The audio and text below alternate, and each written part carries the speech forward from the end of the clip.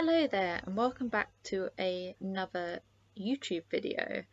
My name is Jasmine and I am a senior biomedical scientist in blood transfusion as well as the training lead for NKPS. This is going to be a very short, bit of a different video, and this is about how you upload things to the YouTube channel. Now, for you to be able to do this, if you are creating a presentation for this YouTube channel, you'd have to be given access to the channel.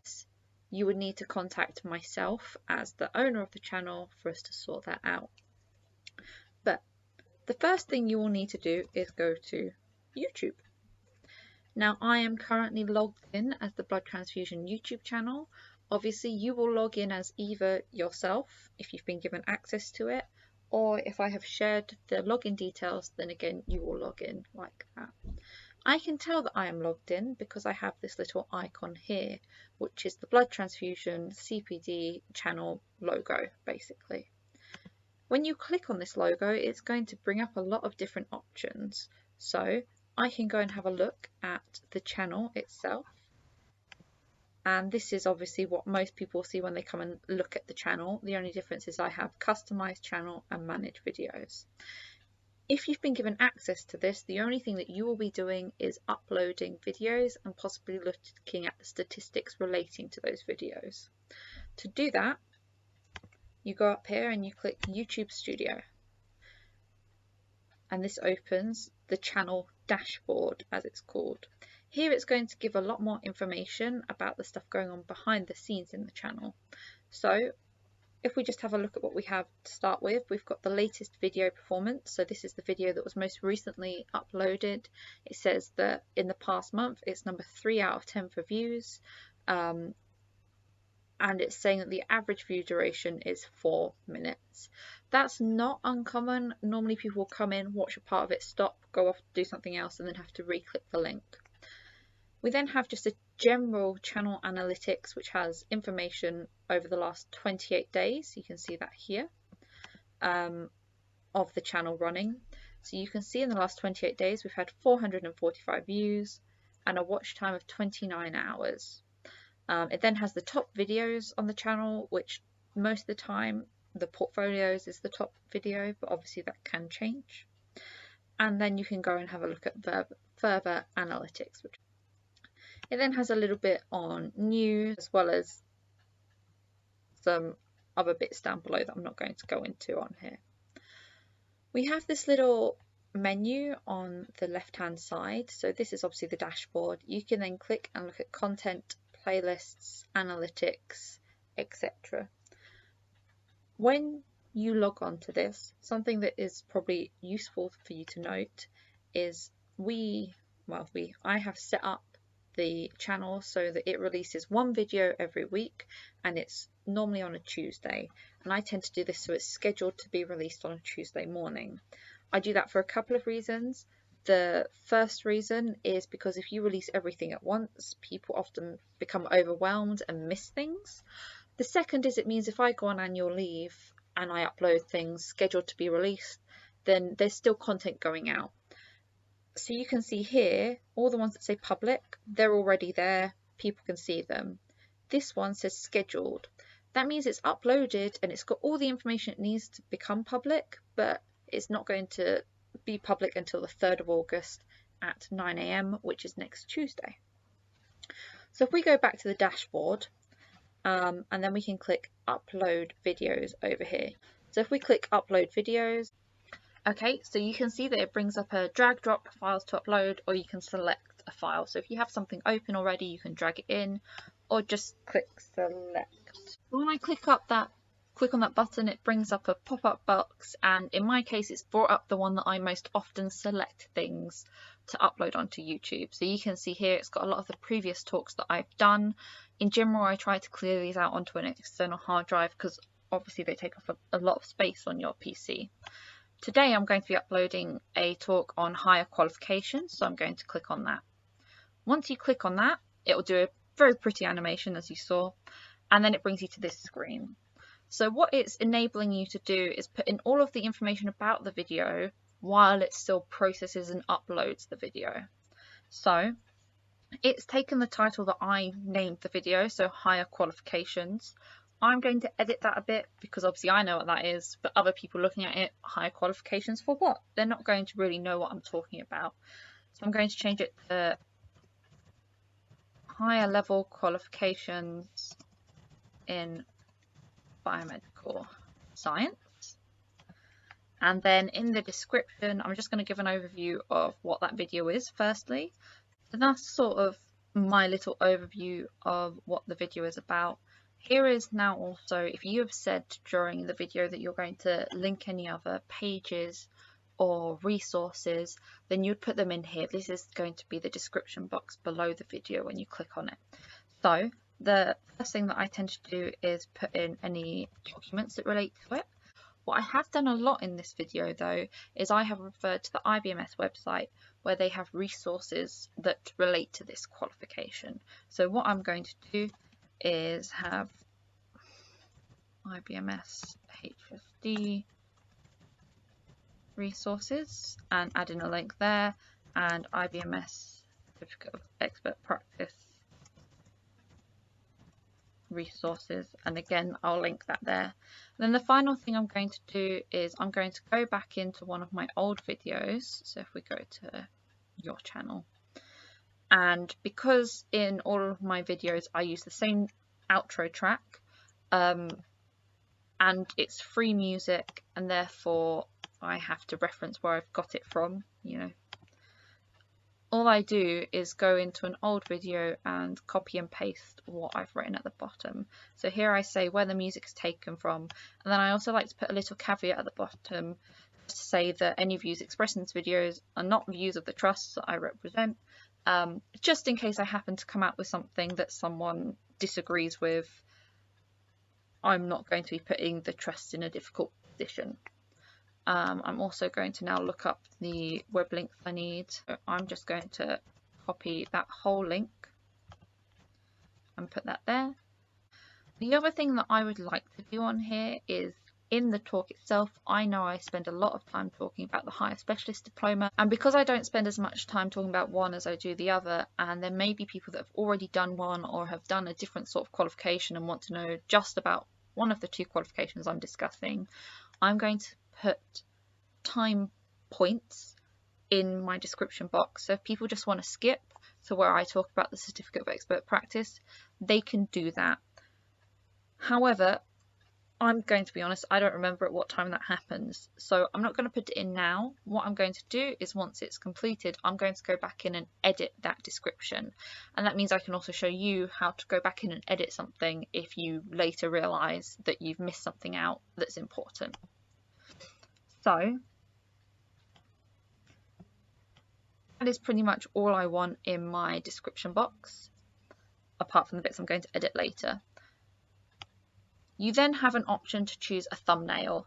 To be completely honest, I normally let it decide on whichever thumbnail it wants. If you are particular about what you want, you can choose. It will only give you a couple of options.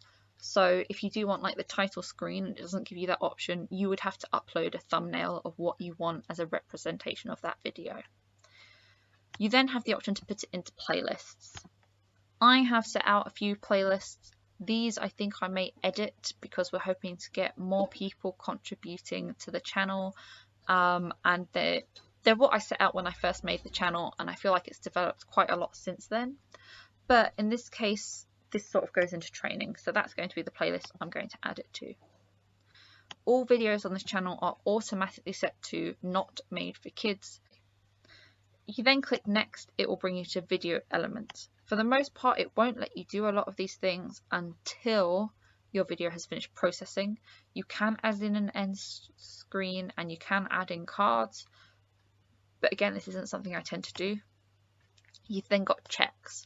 So what YouTube will do is it has a program that will check through your video and make sure that you haven't copied anyone else's content, that you haven't got anything there that's potentially against the YouTube community guidelines. So you've then got visibility. So this is then when it comes into, it's a good idea to check what content is coming up as to when you want this to air.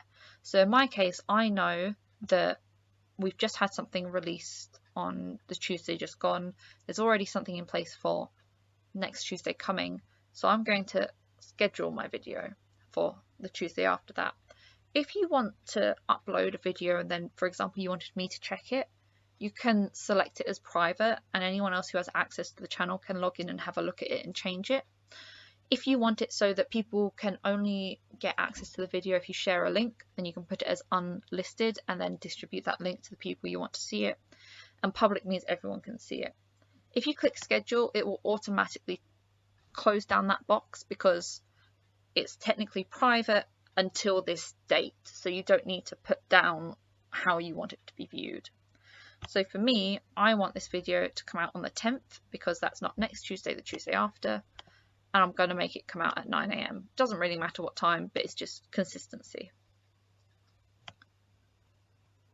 It then asks a couple of extra bits. So if you wanted to learn more about the YouTube guidelines, you could do that, but for me, I'm going to click schedule. And then it will tell me how long it's got left. So I don't have to sit here with this box open. I can click close and it will continue to process in the background. And then if we click over here to content, you can see that it will tell you exactly how much it's processing and what's going on. And obviously it'll be quicker if there's not things running in the background, but it will continue to move forward. So if this is now finished and I've looked up the things I wanted to look up, in this case, obviously, I can't play this video yet because it's still processing, so I can't look up exactly at what time I want to change that description to have those time tags in. But if I wanted to edit something in this video, for example, if I click details with the little pencil, it will bring up the same information pretty much as what I'd done. So in this case, I've already got my description in place.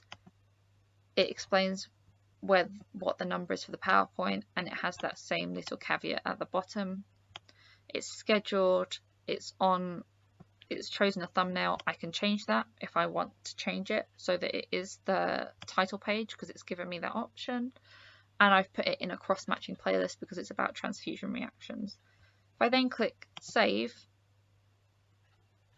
then it will save everything I've done. Now, if I've gone in to edit a video and there's something particular that I want to edit in the actual video itself, I wouldn't recommend using the YouTube editor to edit videos because it has a lot of limitations. However, let's say you have a small chunk, you've put it up online, you've already finished your editing elsewhere, and you realize you need to take something small out of it, you can do that. You can click on the editor and it will bring up the beginning of your talk, and then you have the option here. You can blur parts of your video, so say you realize you've left someone's name somewhere that you didn't want it to be. You can add an end screen if you didn't have one. You can play around with the audio a little bit, or you can trim sections of your talk. So you have all those options, but it can be a bit buggy, and I've had it where it's corrupted videos that have been uploaded and I've had to re-upload them, which is fine. But be aware, if you do have to do that, then it means that you're going to have a whole new link to distribute with people. So just be aware of that. So if we come out of this video, okay, so my video has finished processing now. You can see that because you've got an obvious little box here, and if I click play, it will start playing. I'm then going to skip forward because I know that it is not until rather far into the video that I finished talking about the higher specialist diploma. And then here I'm going to put, I can put the time point. So I can see now it's changed to this section. So I'm going to put in the time point down there, which is 23:54.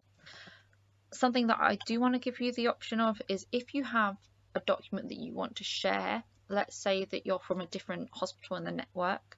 So obviously the majority of this YouTube channel has been used in NKPS, but I know we're trying to get it further afield.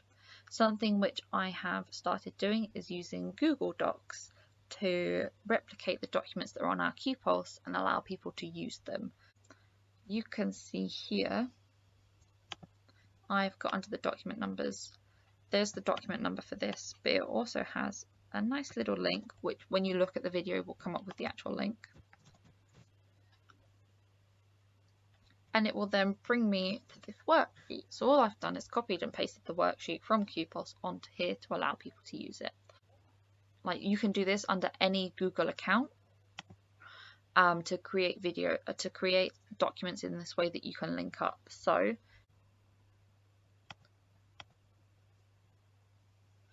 I click up there, it'll take me to Docs. So all you need to do is Google Docs or do docs.google, and then whichever Google account you're logged into, it will bring it there. Currently here, I do have the option that you can put whichever documents, they can be owned by anyone, and people can come in and edit. If you want to create a new one, you literally just click create new, and it is just like a Word document.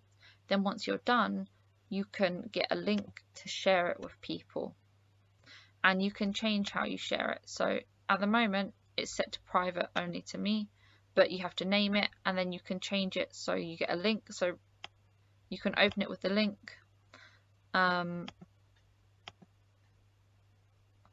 you can set it to only people with access or anyone with the link, and then you can set it to viewer, commenter or editor. So obviously all of mine are select to viewer because I don't want people to go in and change the documents, but it means that you can share documents that otherwise people wouldn't have access to across a wider group of people. That is pretty much it when it comes to uploading the videos.